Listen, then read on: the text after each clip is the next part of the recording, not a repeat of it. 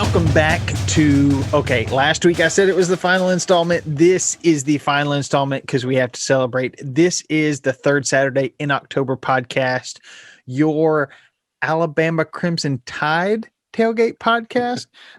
For the rest of us, I am Tennessee Bradley. I have Nick Saban in my Zoom background, and in my foreground, at least from what I can see, I've got Alabama Chris sporting the crimson and white, very fresh as the kid. Do the kids still say that? I don't know. The kids, they say all sorts of things. Let's just say that they do. I mean, you've got to be riding as high as anybody in Colorado right now. I mean, congrats. Thanks, man. Yeah, you're talking about the kids and riding high, and both of those I look at Nick Saban behind you there. He looks like a kid in our offensive lineman's arms, just being held like a dad holding his toddler. Yeah. It looks like you and Juju. Yeah, I see it. And it's like, this is exactly how I hold my son when we're moving about the house, because we really don't go anywhere. That offensive lineman is like, come here, little Nicky. Let me hold you up here. How you doing, buddy? Congratulations. Yeah. Can players call him something other than Coach Saban? That's a question for that. I would fear that. If I was a player, I don't know that I would want to risk and find out that answer. So, Chris, my first question for you: how much did you sweat during this game? Because I'll say, I've worked with you. I know how you know how sweaty I am. Is that what you're saying? Yeah. Well, the first quarter, it's like, oh dang, this is going to be a shootout, just like Alabama Ole Miss. Yeah. Second quarter, started putting them away. Yeah. So, take us through your feelings from Monday night. Yeah, if pre-game for that whole day and even the day before, I had some nerves going on. I know that I had mentioned it on the last episode, that just the idea of, you never know. I mean, it's a 60-minute ball game, and a lot of things can happen in 60 minutes, as we saw on Monday night, with the fact that we had a Heisman Trophy winner that was dominating, that had scored more touchdowns and more yards than anybody in a championship game or like bowl history or something like that in the first half. Yeah. And then you're riding high and like, this is going to be an all-time great evening. And then the first play of the second quarter, he comes out and breaks his finger and then's out for the rest of the game. And as just a football fan, that was devastating to watch when I saw him, because he had the record for touchdowns and receptions in a game in the first half. But it was just like he jammed his finger. He's just kind of tugging on it. But when they went into that tent, and then they were in that tent for a while. It felt like about 20 minutes. Yeah. And the longer that he was in there, like, I think this is with any player, the longer that player is in that tent, the worse off it is. Because I rarely see a team trying to use that as almost an intimidation factor of, he's in there, he's still in there, he's in there. Oh no, he's back on the field. Never see that. It's usually at that kind of thing, it's kind of taken for the seriousness that it is in those moments. So yeah, the longer he was in there, and then when he came out, he was like, like biting on a towel and then walking to the locker room. It's like, oh man, come on. I was as nervous, more so nervous for that situation than the Jalen Waddle injury earlier in the season. It reminded me of the way I felt when Tua got injured last year. Just one of those things where this could be devastating, but it seemed like by that time that Alabama was on such a roll and they had so many other players that could come in and kind of be fresh, and they didn't, they were scheming to go against Devontae Smith the entire game as far as Ohio State's defensive plan. And when that went out the window, people just kind of stepped up. I have never seen a receiver so wide open. I don't know if it's just Devontae's that good, if it was Coach Sark scheming him open, Yeah. or if they were just reading what the defense was giving them and exploiting it. I don't know, but it was, I mean, in backyard football, you can't get that wide open. So it's true. It was spectacular to watch just from an awe standpoint. It's pretty crazy. And I watched a 45-minute YouTube video of Sarkisian going through offensive scheming and planning that he did at some national coaches conference from a year or two ago. And it's just pretty amazing to see the way that he looks at the field and tries to find options for his players. And again, he's the Heisman winner. Devontae Smith won the Heisman. You know that they're putting so much emphasis on getting him covered, and yet he still had several long, wide open catches for long gains or touchdowns, and that it's amazing to watch. And again, I think if I stood next to him, I would be quite a bit bigger than the guy. So he's not necessarily from a physical standpoint an imposing guy, but just his ability to read coverage, to get himself into the open areas. It was just a magical thing to watch this season. And it's a bit confusing in my head still, looking back on it, to think of someone like him being as dominant as he was when Alabama in the last decade or so has had so many high profile wide receivers that have gone on to the NFL and that are doing great things there. And so to know that what he was able to do was just wild. And then also to go back to the Steve Sarkisian thing, that a few years back, I believe it was when we played and lost to Clemson in the final, the Natty.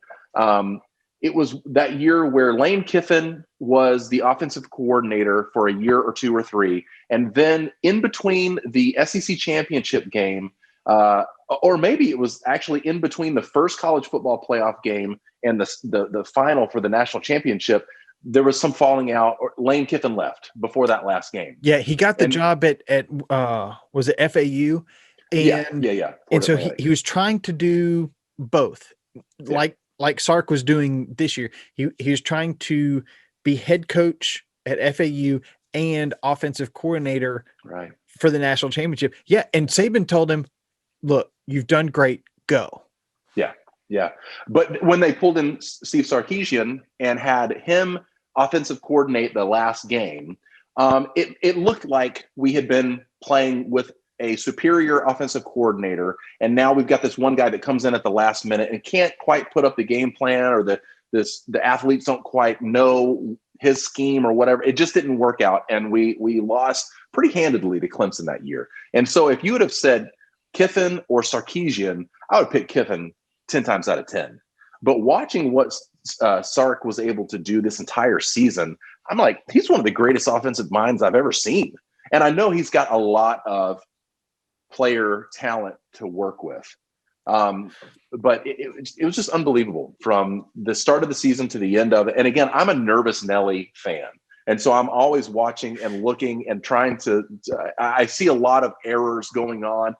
I think the second or third game of the season, I was ready to put our defensive coordinator on a life raft and never have him come back. And we put together a really good defensive showing. I don't think it was one of our best defenses that we've had under Saban, but I think it was very respectable and enough to hold Justin Fields and that Ohio State offense to just 24 points the other night. But just, I'm still kind of like, we did it in such grand fashion. And I say the Alabama players, coaches, staff, and me watching as a fan. I had so much to do with it. That was actually one thing. I know I'm all over the place, but I'm excited. I was nervous, and at some point I was like, I want to go get in my PJs to watch the rest of this, but I'm going to do that maybe later, something like that. My wife looked over at me and said, you can't affect the outcome of this game, right? I know you're superstitious, but you just going to change clothes is not going to make these guys on the football field do better or worse. Do you understand that? And I was like, I mean, theoretically I do, but I'm still not going to change clothes until later. So it makes sense up here. It doesn't make sense down here. It just, it's true. Yeah. I've tried, what's his name? Brad Johnson. He's a left-handed quarterback for the Tampa Bay Buccaneers. Won a Super Bowl with John Gruden down there. he would change uniforms. He would change jerseys at halftime because he had to have a clean jersey. Does that affect the outcome of the game? No. What? Right. But it messes with you psychologically, and so no, you can't. If things are going well, you can't change into pajamas. No, it's leaving the stadium early. Yeah, I can't remember what comeback it was a couple years ago. All these fans left early, and it was a 24-point comeback in the fourth quarter. Team wins, but they'd already left. Most of the fans had already left. So, logically, my wife made a lot of sense, but psychologically, I couldn't do it. So, for whatever it's worth. If logic had a place in sports, we wouldn't have to play the game. If logic had a place in sports, there would be no need to root for the underdog because the favorite would always win. And so that mental game, catching fire at a certain part of the game, it does have so much to do with it. So, but anyway, first quarter, I was nervous like I was the week leading up to it. Second quarter, I was able to breathe a little bit, but hesitantly. Like I'm breathing a little easier now, but this is a 60-minute game, and anything can happen in the second quarter or second half. Third quarter, things got a little bit easier, and by the fourth quarter, I'm just kind of like, ooh, here we go, ooh, oh yeah. So it was quite a roller coaster, and so much so to where I apologize to the folks that were on the TSIO live call the other night because I completely forgot about it. Like I got done and I was checking my email after the game was over and looked down and saw our email that has our Zoom link in it. Like, oh no, I never went on and said hey to everybody. So look, you were nervous enough just in the regular season. I did not expect you to show up. We had a great time watching the game together. If you didn't participate in the virtual tailgate this year, I'm not making any promises. It was a blast. And so may have to do it again this next year. We'll see what our schedules allow, but would love to make that available to all our listeners. What a blast it was. But yeah, it was fun for an SEC fan. And look, Alabama's a bitter rival. You were asking me beforehand, how does it feel to have Nick Saban in my Zoom background? Look, if I'd kill to have him as my head coach. So I can't hate on him for that. He is, and I think we saw this coming. But he now has the most national championships of a head coach. He's the best coach college football has ever seen. And I mean, I really don't see him retiring in the next couple of years. I don't either. He seems to, the way that he was saying things, you always try to look for the underlying meaning, the hidden message that somebody may be saying when somebody's deciding, are they going to stay in college another year? Or are they going pro? Is the coach going to retire? Is the AD going to fire the staff? All those kinds of things. You look for the hidden messages and meanings. And I know that Saban doesn't often show his cards, but just hearing him talk, he seems like he's still having fun.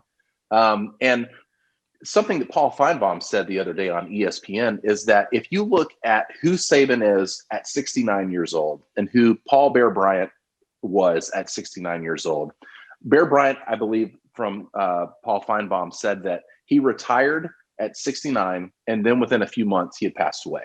But if you just looked at a picture of Nick Saban now and Bear Bryant his last season, Bear Bryant's this grizzled older man who had just seen and done it all.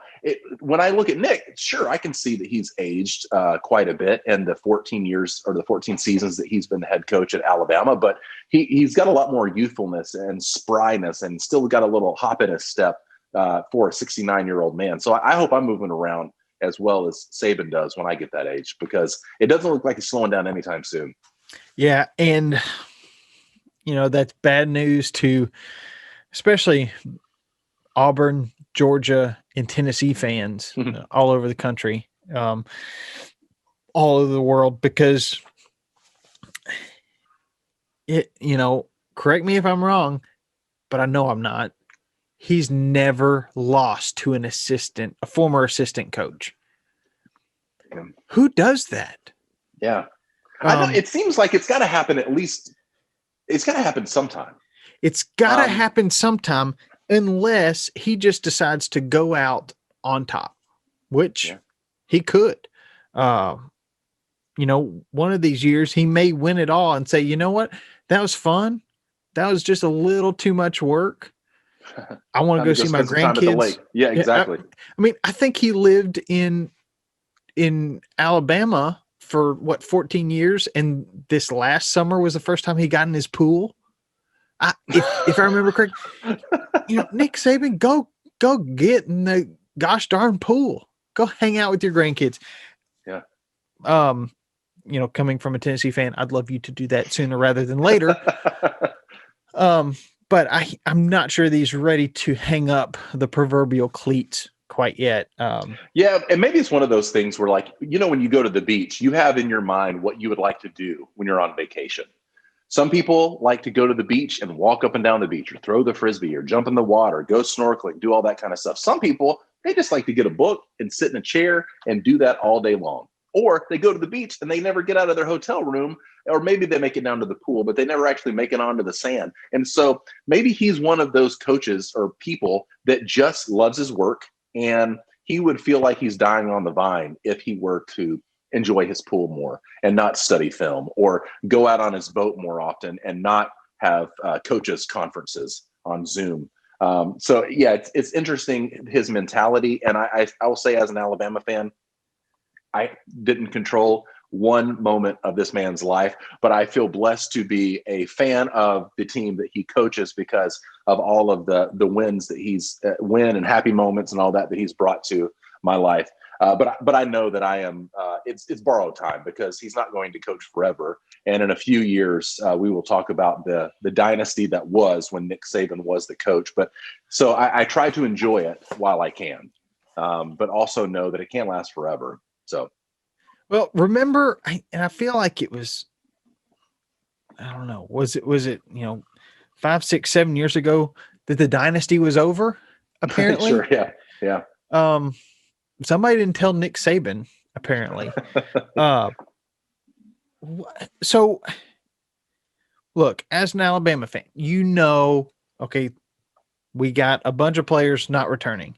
We also have 5 stars, 5, 6, 7 deep on our depth chart.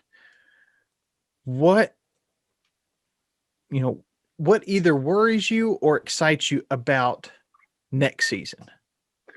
What excites me about next season is the fact that, and I've heard this said about several teams, especially the Ohio States, the Clemsons, the Georgias, the Alabamas, that they don't really, even though they lose people to the NFL, they just reload. They're not having to start over. And so when you look at the fact that at the beginning of the 2020 season, people assumed that Mac Jones would have lost that starting quarterback position to Bryce Young, who's still sitting on our sidelines. And Mac Jones went from, oh no, let's not have him there, to number 3 in the Heisman voting this year. So the fact that we have the best quarterback Alabama's ever seen, from my sources that tell me such things because I don't follow stats. Yeah, exactly. So the idea that I know anything and that I should be disappointed in all the people like Mac Jones and Devontae Smith and Najee Harris and several other people that have already declared for the draft. It is sad to see them go, because what a dominant season Alabama had. But I know that in a couple of years, a couple of years ago, Devontae Smith was just that freshman who caught that pass from Tua in the college football championship game against Georgia. And like, wow, that's going to be the stat that he could think of the rest of his life. And now he's got a Heisman to his name after going 2 or 3 years of being probably 4th or 5th on the depth chart. At the beginning of the season, he wasn't even the best wide receiver that we had. and goes and wins the national championship. So I'm excited as a fan to know that Nick Saban really knows how to reload and to use people to their strengths to find the opportunity to win again. Do I think that we'll win a championship next year? Odds makers are already saying that Alabama has the best chance to win again next year. It's oftentimes, again, if you look at the stats, he's won 6 championships out of the 12 years that we've gone to the championship kind of thing. So every other year we won a championship, which is just nuts to say out loud. But I assume that we may have a bit of a down year next year because of the obvious. We got to get used to these new guys and get new people. I've heard this before. I've heard this before. It's going to be a rebuilding year. Yeah. Well, your rebuilding year, you still win a natty. So, right. And did Saban have 4 in a row at some point with Alabama? No, I think the most Saban. I think maybe just went to 4 in a row. Yeah, that's true. 2011, 2012, we won back-to-back national championships. And then I think the next year is when the college football playoffs happened, where Ohio State won. And then, so I think we went a year or 2 without winning it. But since then, we've only not been in the college football playoffs one of those times. So again, it's mind-boggling to think about that stat. And that was as a one-loss team to the eventual national champions. True. Yeah.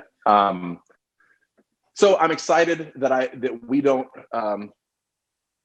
that we will reload. I'm bummed that this magical team that Saban was able to put together won't be on the field again together. But again, I think that there's going to be a few teams like I think maybe Florida, LSU that may be in a bit of a rebuilding year. I think Georgia is going to be scary next year. And so I'm a little worried about some of these teams that we will play. But we get the fun of, I think we start off the season, fingers crossed, if the seasons are normal, playing Miami for our kickoff game for the season. So a lot of fun to be had for next year. But I'm trying to just enjoy the fact that I can say that I'm a fan of the national champions again. Look, what about you in Tennessee? Well, I'll say this real quick. You have to, as an Alabama fan, you have to have, I guess, just another closet or add on to the house just for all the national championship T-shirts. You could, if you had a T-shirt for each national championship, you could go 2.5 weeks and not have to do wash. Nobody else can come close to that. Yeah. And you asked about Tennessee. I'll tell you what I think about Tennessee in something new that we're going to do this off season. So I'm not going to tell you today. I think there's too much. And I'll probably ramble too long. So what we're going to do, I think we're going to call it like a Tennessee timeout. And we'll have an Alabama one, maybe like a Tide timeout. We're not dead set on these names. We're just spitballing here. But in a couple weeks, look for something on your podcast app. Make sure you're subscribed to this podcast so you get it. You can also find it on our YouTube channel. But what it is, we're going to have little mini episodes during the off season talking about things out of Tennessee camp, Alabama camp. We may, if there's big news about other programs, we may bring that up because there's some things to look forward to in 2021. I'm personally not looking at the schedule until I know it's going to happen. I got all excited about some games this last year and they just didn't happen. Yeah. But I'm excited to see what happens at Auburn. The Auburn fans I've talked to are cautiously optimistic about Harsin as their new head coach, bringing in some good talent. Derek Mason as defensive coordinator, I thought was a really great hire. Mike Bobo in the defensive coordinator position. Yeah. Or Bobo in the offensive coordinator. Yeah. That I think that'll work nicely. We'll see what the state of Mississippi looks like in year 2 with both Mississippi State and Ole Miss going into year 2 of their head coaches. That will be interesting to see. Mississippi State started off really hot. Then not. So we'll see what can happen at Ole Miss. But lots of news that we're just kind of waiting to hear. Tennessee, it's in limbo. I don't know what's going on. It's going a little too long for my liking, but check back in about 2 weeks for that. So check that out on a Tennessee timeout. Sweet. I love this. This is such a good idea in a way that we can stay engaged with our teams and our fandom in the off season. So I'm looking forward to this too. Yeah, it should be fun. It slows down for a little while anyways. I hate to see it go, but also I don't mind having Saturdays back for honey-do projects that have kind of piled up during the season. Well, here's what I know with that in the off season. It's like you take a couple weeks to take a deep breath, watch some playoff games from the NFL. Then by the first part of February, that's gone. Then you're looking forward to March, the flowers are starting to come up through the ground again, and your grass is starting to get greener, and you got those outside honeydews in the springtime, and then you start planning your summer vacation. And then before you know it, on that summer vacation, you're sitting on that beach and you're reading one of the season preview games magazines, and then you start hearing about the practices and when they start up, and before you know it, we're sitting in late August watching the teams kick off again. And I know that we've said this time last year, and then the world fell apart. So we really don't know what's going to happen between now and when the season starts. But in a typical year, that's what you can kind of look at. So it goes fast, even though there's 5 or 6 months before this whole thing gets going again. Yeah. Well, it's going to be exciting, and we want to do it with your help. So if you have news that you're hearing about your team, let us know. You can email us at podcast@thirdsaturdaynoctober.com. You can go to our website, thirdsaturdaynoctober.com. While you're there, you can sign up for our, what's it called where you pick them? The Pick'em League. The Pick'em, yeah. Look, it's been a long season. You can sign up for our Pick'em League. You can get our Tailgating 101 cheat sheet.